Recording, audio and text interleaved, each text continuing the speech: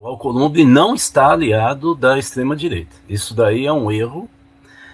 Não há nenhum indício disso. E o Alcolumbre é tão raposa quanto o Lula. Eu imagino que nesse momento os dois estão mandando emissário um para o outro. Eles vão se recompor, porque não há interesse nenhum ficar esgarçando em ano de eleição a relação do Senado com o governo federal. Isso é um erro.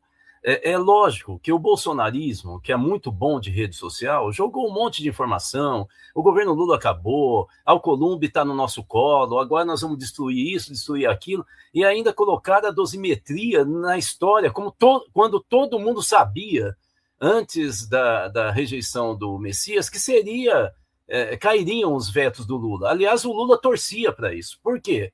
Porque com isso ele joga agora para o STF essa questão. Ele não vai promulgar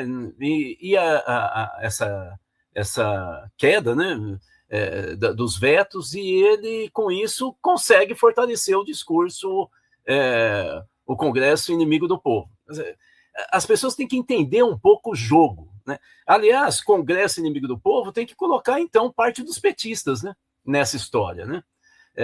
Porque o que eu tenho de bastidor, eu conversei com muitos parlamentares, dirigentes políticos, tal, grande parte do PT, e o que eu tenho de apuração é o seguinte: houve um acordo de parte dos três poderes para que aqueles envolvidos com as falcatruas do Banco Master fossem blindados.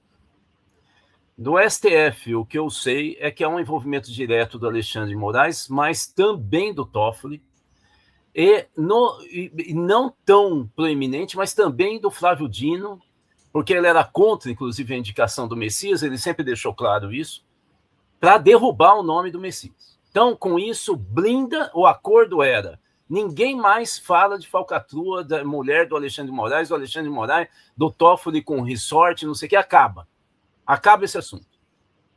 No caso do Centrão, que no caso do Senado tem como expoente o Alcolumbre, era justamente blindar para que não avance nenhum tipo de julgamento, ação, investigação contra eles no que diz respeito ao Banco Master. Uma dessas questões esfria essa história de delação premiada, nesse momento. Esfria. E aí, com isso, você retira todos os parlamentares envolvidos, segundo eu ouvi, inclusive Jacques Wagner e outros dirigentes do PT da Bahia. Então, a história é um pouco mais grave. O Flávio Bolsonaro e os bolsonaristas entraram como coadjuvantes, eles entraram no acordão. Mas eles entraram como coadjuvantes, eles não definiram esse acordo. O acordo já estava sendo dado. O que acelerou o acordo? Por que o governo não tinha tanta clareza que ia acontecer isso? Sabia do risco. Mas por que ele não tinha tanta clareza? Justamente porque ele não. Primeiro que ele não tem muito domínio, mas ele não avaliou que as ações da Polícia Federal, naquele dia da votação, ia ser a cola que ia juntar todos envolvidos com o Banco Master nesse acordão. O acordo é tópico, não tem nada a ver com a eleição,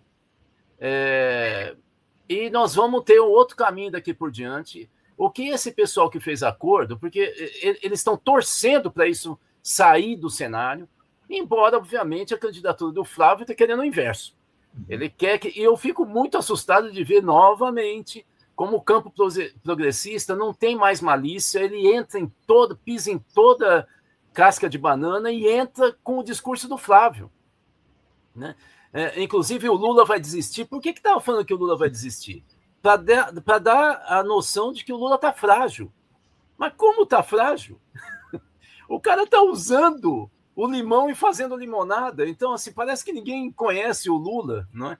Então, assim, eu acho que assim, o que eu apurei é que o acordão é grave, gravíssimo, mas o que é bom é que mostra como que é o Estado brasileiro e também deixa claro que no PT tem baixo clero.